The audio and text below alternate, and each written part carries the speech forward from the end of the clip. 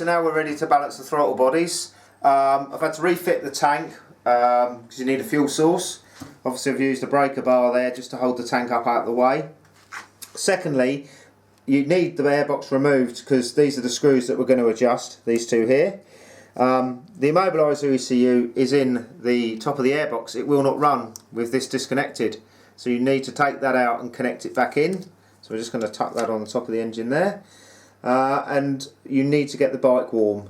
Right, so the first thing we need to do is locate the diagnostic socket, which is at the back of the bike. It's here. You're going to plug the interface in. Now the interface that I've gone for is called Dealertool. I know there's another one available called Tune ECU, which I think is free, or I think they do a low cost app for your phone and you buy a lead or a dongle. However, that won't do the service light as far as I know, unless I get corrected, and as far as I know it won't bleed the ABS brakes. So I went for Dealertool. It cost me about £65 plus the postage. So I'll show you on here now how to do the throttle body balance.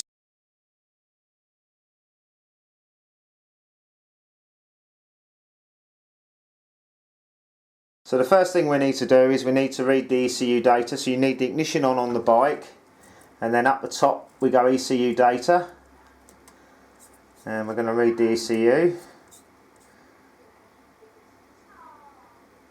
There we go. It's telling me that my copy's registered. Now we need to go up the top where it says throttle balance, and I'm going to start the bike.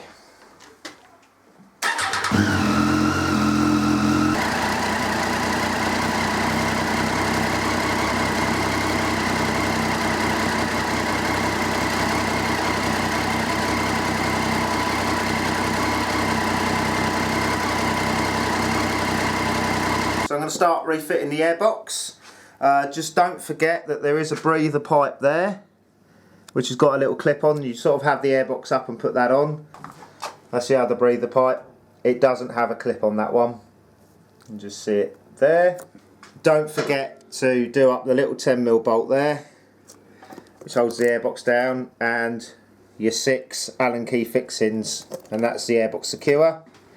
That immobiliser ECU is back in there. So we're going to connect that up. So that just clicks on like that. That has to go in like that.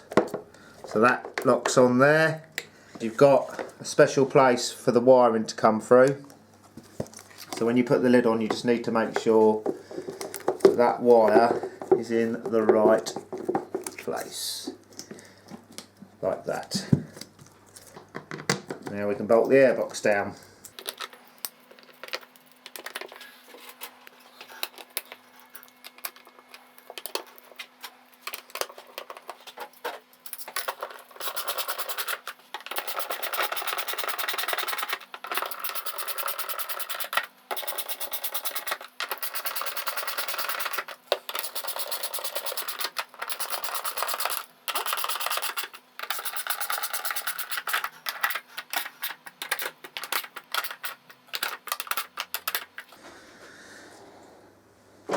Now I can refit the map sensor.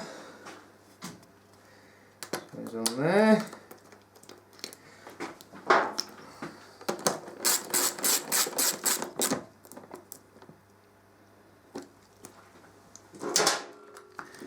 And the ECU. Get out of the way. That back in. So now we're ready to bolt the ECU back on.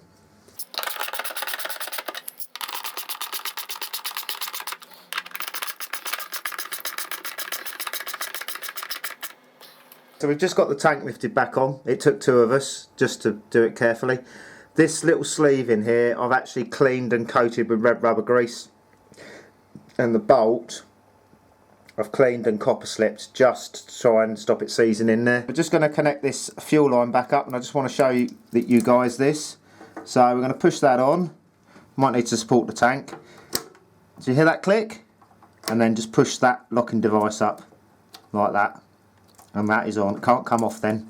You don't want that coming off. This is what I'm going to refer to as the bastard bracket, because if you don't watch this when you put the tank down, you will scratch the frame, and I'm going to show you exactly what I mean. So I'll just take my block of wood out of the way, and as you lower the tank, it's dished for the recess round the headstock, and you've only got to have it like that or like that, and you will catch the frame. So you've just got to be careful. The final thing we need to do is just check for any fault codes. I'm sure there's going to be a fault code in there for air temperature sender. So we'll just go up here, check faults.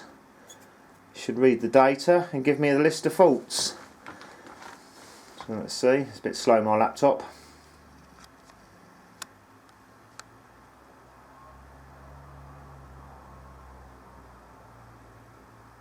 Come on, you can do it. There we go.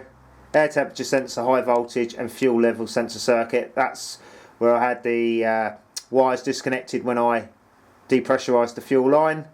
So we'll just go clear fault codes. Do I really want to clear the faults? Yes. Hopefully. Faults cleared.